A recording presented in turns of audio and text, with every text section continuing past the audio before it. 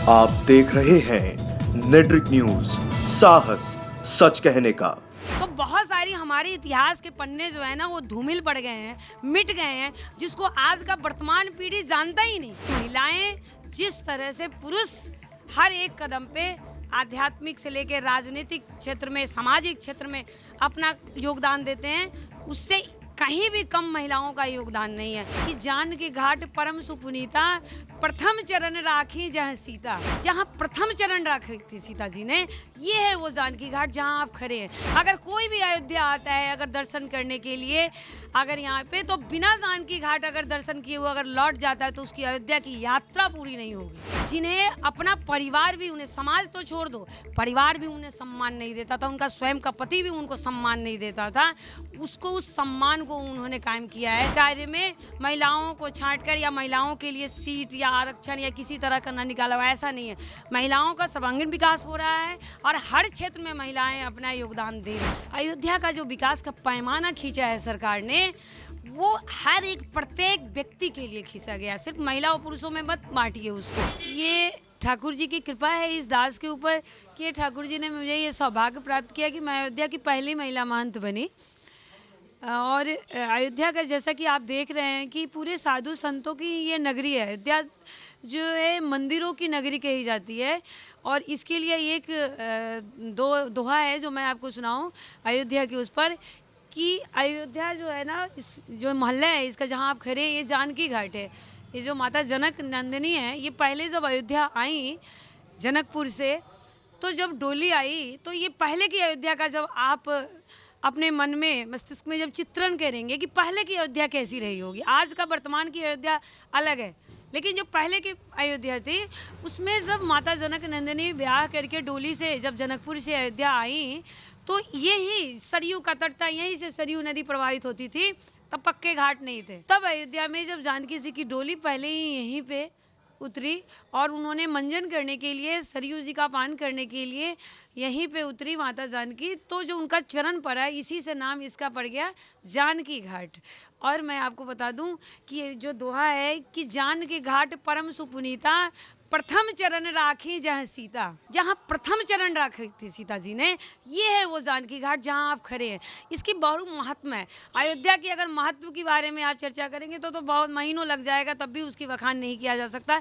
लेकिन ये जो मोहल्ला है जहाँ आप खड़े हैं, ये जानकी घाट, आप सोच सकते हैं अयोध्या की हृदय स्थली है। अगर कोई भी अयोध्या आता है अगर दर्शन करने के लिए अगर यहाँ पे, तो बिना जानकी घाट अगर दर्शन किए हुए अगर लौट जाता है तो उसकी अयोध्या की यात्रा पूरी नहीं होगी। कि जैसा कि आपने पहले पूछा कि मैं पहली महिला, ये सही है कि मैं पहली महिला महंत यहाँ हूँ। इससे पहले यहाँ पे पुरुष जो भी महंत हैं, जिसमें पीठाधिपति हैं, यहाँ 10,000 मंदिर हैं जिसमें सब महंत हैं, सबकी अपनी अपनी मंदिर की व्यवस्थाएं हैं। उसमें मैं पहली महिला महंत बनी है। मेरे ठाकुर जी की, मेरे इस दास के ऊपर कृपा है, मैं इसको कृपा मानती हूँ। मेरे अंदर कोई योग्यता और ऐसी कोई चीज़ नहीं थी। जब ठाकुर जी की कृपा हो जाती है ना, तभी ये सारी चीज़ें प्राप्त होती है। तो ये ठाकुर जी के कृपा से प्राप्त हुई। अब बात रही महिला सशक्तिकरण की, तो मैं बताऊँ कि महिलाएँ आज से नहीं, आपको, हमको, सबको लगता है कि महिलाओं का आज जो है ना सशक्तिकरण हो रहा है, लेकिन ऐसा नहीं है। आप उठा के देखिए, वो गार्गी जो थी वो महिला ही थी। और जगत गुरु स्वामी रामानंदाचार्य, जो रामानंद संप्रदाय है, सबसे बड़ी संप्रदाय है, जो मुगलों का जो साम्राज्य था उसको समाप्त करने वाले जो थे वो जगत गुरु स्वामी रामानंदाचार्य जी महाराज थे। और मैं एक चीज़ और बता दूं कि राम तारक मंत्र के पुरोधा भी जगत गुरु स्वामी रामानंदाचार्य जी महाराज थे। और ये जहाँ बैठे हुए हैं, आप खड़े हैं, ये जगत गुरु स्वामी रामानंदाचार्य जी का ही ये प्रधान पीठ है। और एक चीज़ आपको और जानकारी के लिए, चूँकि आप लोग मीडिया से जुड़े हुए हैं, तो बहुत सारी हमारे इतिहास के पन्ने जो है ना वो धूमिल पड़ गए हैं, मिट गए हैं, जिसको आज का वर्तमान पीढ़ी जानता ही नहीं है। तो ऐसा नहीं कि राम जन्मभूमि में उस समय में मैंने बताया ना कि राजमाता सिंधिया जी, उनका भी योगदान रहा राम जन्मभूमि में, बहुत बड़ा योगदान था। और उमा भारती जी का, ऋतंबरा जी का, और आज की वर्तमान में भी महिलाओं का बहुत बड़ा योगदान है।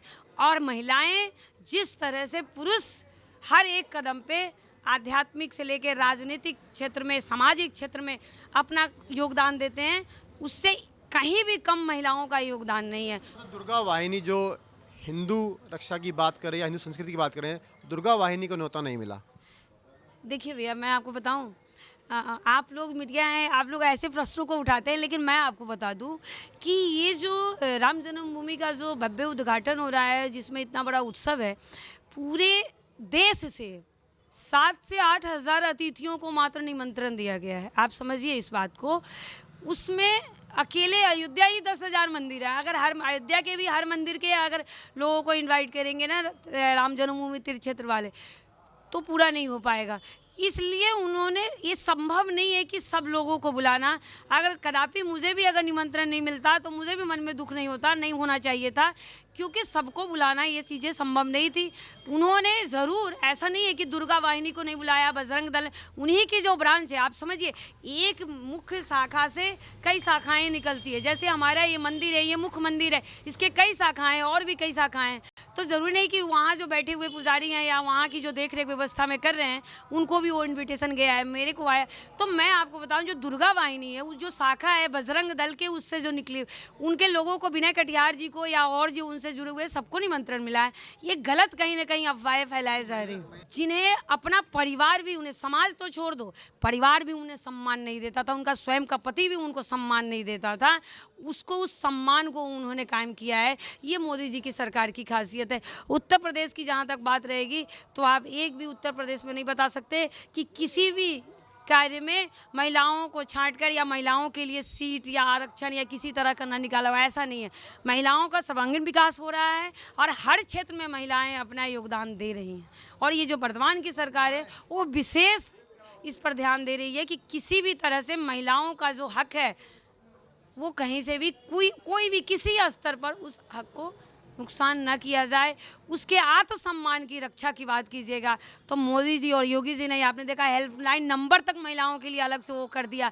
और आप देख सकते हैं पहले जो महिलाओं की हालत थी कि शाम के बाद लोग अपने बेटियों को कहीं ना कहीं असुरक्षित महसूस करते थे, लेकिन आज वही उत्तर प्रदेश है जब बहन बेटियाँ रात के 10 बजे अकेले यात्रा की। अयोध्या का जो विकास है ना, वो सिर्फ महिलाओं और पुरुषों में बटके नहीं रह गया है।